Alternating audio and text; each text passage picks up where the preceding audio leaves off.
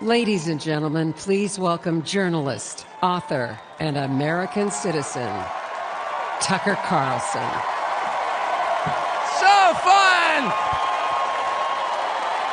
Thank you! Oh, this is wild. Thank you! I've been... Good to see you! Thank you. I feel like I know about half the people in the room. This is wild. What are you doing? Justin Wells. Thank you, guys. Okay. Can I just say, Peter Navarro is back. Welcome to Peter Navarro. Suffering the fate that has happened to so many who are friends with Donald Trump. Thank you for having me. I have been to many conventions. I have never been to a more fun convention or a convention with better vibes. They literally let Navarro out of prison. First of all, thank you. This feels a lot different from what I thought it was going to feel like. I can't hear you, but I know it's something good. So, I watched the video of what happened in Butler, Pennsylvania about 50 times. I think I was one of about 8 billion people around the world who watched it. And the more I watched it, the more it struck me that everything was different after that moment. Everything. This convention is different. The nation is different. The world is different. Donald Trump is different. When he stood up after being shot in the face, bloodied, and put his hand up, I thought at that moment, that was a transformation. This was no longer a man. Well, I think that. I think it was divine intervention. But the effect that it had on Donald Trump, he was no longer just a political party's nominee or a former president or a future president. This was the leader of a nation. And I think there's a difference. I've spent most of my life in Washington where the president is at the top of the pyramid. Everyone wants to be the president. But if you think about it, the presidency comes with great power, obviously. But if you think about it, that is a title that is bestowed by a process of some sort that can be subverted. And in the end, it does not confer by itself, as no title does, legitimacy. Just because you call yourself the president doesn't mean that much inherently. I can call my dog the CEO of Hewlett-Packard. It doesn't mean she is. You know, it's true. And you hate to say it, but it is also true, as a fact, that you could take, I don't know, a mannequin, a dead person, and make him president. No, you could. You could. I'm just saying, theoretically possible. With enough cheating, that could happen. But being a leader is very different. It's not a title. It's organic. You can't name someone a leader. A leader is the bravest man. That's who the leader is. That is true in all human organizations. This is a law of nature. And in that moment, Donald Trump, months before the presidential election, became the leader of this nation. That was the most obvious to me. And I have to say, you know, I think it changed him. He reached out to Trump within hours of it that night. And what he said to me that night, having just been shot in the face, he said not a single word about himself. He said only how amazed he was and how proud he was of the crowd, which didn't run. And I thought two things. The first thing I thought was, well, of course they didn't run. his courage gave them heart. A leader's courage gives courage to his people. And the second thing I thought was, this is the selfish guy I've been hearing about for 9 years? Really? Not a word about himself?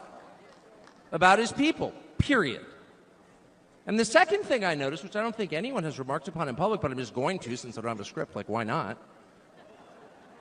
is that he turned down the most obvious opportunity in politics to inflame the nation after being shot. To inflame the nation, which is an opportunity that almost every other politician I've ever met, and certainly his opponents, would have taken instantly. And they would have said, well, what is this? How did he get shot? Like, how did this happen? And those are real questions that we have to get to the bottom of. But in the moments, the days, the week after the shooting, he did not say that. He did his best to bring the country together, and I thought, this is the divisive figure, this is the irresponsible person. No. This is the most responsible, unifying behavior of a leader I think I've ever seen. So the question is, where is he leading us? And I could go on for hours, but let me just sum it up. I do think the entire point from the famous escalator ride 9 years ago until today of Donald Trump's public life has been to remind us of one fact, which is a leader's duty is to his people, to his country, and to no other. That's the point. That's the only point. And another word for this is democracy. Democracy, in case you're a little sick of being beaten in the face with democracy on television, actual democracy is the proposition that the citizens of a country own that country. They're not renters, they're not serfs, they're not slaves, they are the owners of the country. And for that to be true, their leaders have to represent them, which is another way of saying they have to do what the people want them to do, or a close approximation thereof. But if they completely ignore what people want, not just 1 year, but generationally, say for 50 years, then it may be, I don't know what, it's not a democracy. And so I think the entire Trump project, paradoxically, is attacked as an enemy of democracy, is to return democracy to the United States. Hey, let's pay attention to what people actually want.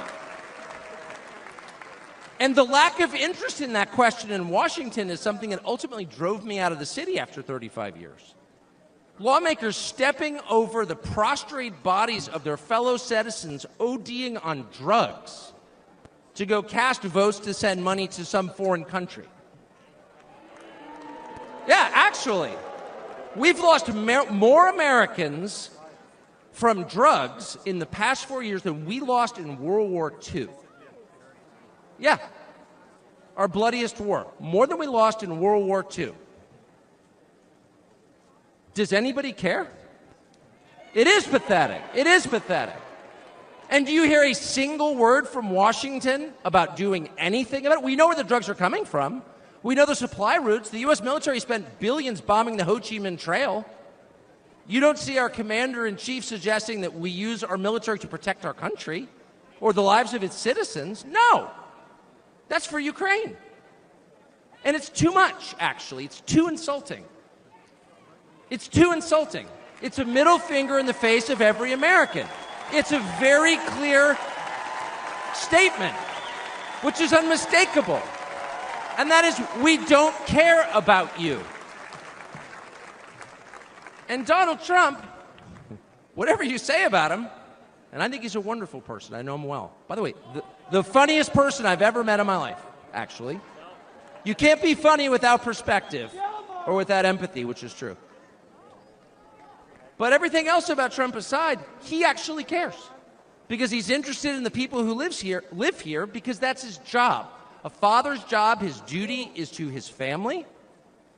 An officer's duty is to his men. A president's duty is to his citizens. And he seems to be the only one who thinks that. And in his choice for vice president, J.D. Vance, he's made that really clear. J.D. Vance, I'll say this about him, is a thoroughly decent man, and I'll just admit it, a friend of mine, one of the very few politicians in Washington who actually is very close to his own wife, which is wonderful to see. And she's wonderful, actually. But J.D. Vance has views that are closer to Trump's voters than anyone else in Washington in office. Therefore, he's the vice president. That's called democracy. So I will stop on just one point, and that is what's happened over the past month since the debate, and particularly on Saturday in Butler. I think a lot of people are wondering, what is this? This doesn't look like politics. Something bigger is going on here. I think even people who don't believe in God are beginning to think, well, maybe there's something to this, actually. And I'm starting to think it's going to be okay, actually. I do think that. In the day after the midterm elections in 2018, Antifa came to my house. The Democratic Party's militia, okay? I was at work. It was obvious, one, I was at work because it was public. My wife was home alone. They tried to come in through the front door. They terrorized her. She hid in our pantry. It was on television. It was horrible, actually. It was, I mean, I'm not whining about it. I wasn't getting shot in the face, but it wrecked our day. And the next morning, we're lying in bed, and the phone rings for my wife, and it's Donald Trump, who's not like a regular text buddy of Donald Trump's. She picks it up, hello? Susie, it's Donald Trump. And it's coming through, I could hear it. You know, I'm lying in bed, whoa. And the first thing he says is, I'm gonna stand guard outside your house. And she goes, oh, it's so nice. And he says, I'll never forget this as long as I live. He says, you know, there's a lot of hate out there. And she said, you know, there is, Mr. President. And then he says, but there's a lot of love. There's a lot of love. And we are seeing that love. I don't think it's human love. And I'll just stop with this. I'm not always convinced that I'm on the right side. I've been on the wrong side many times. You'll never hear me say, I'm on God's side, or God's with me, or even I'm with God. I want to be, not sure I am. But I will say this unequivocally and conclusively. God is among us right now. And I think that's enough. God bless you.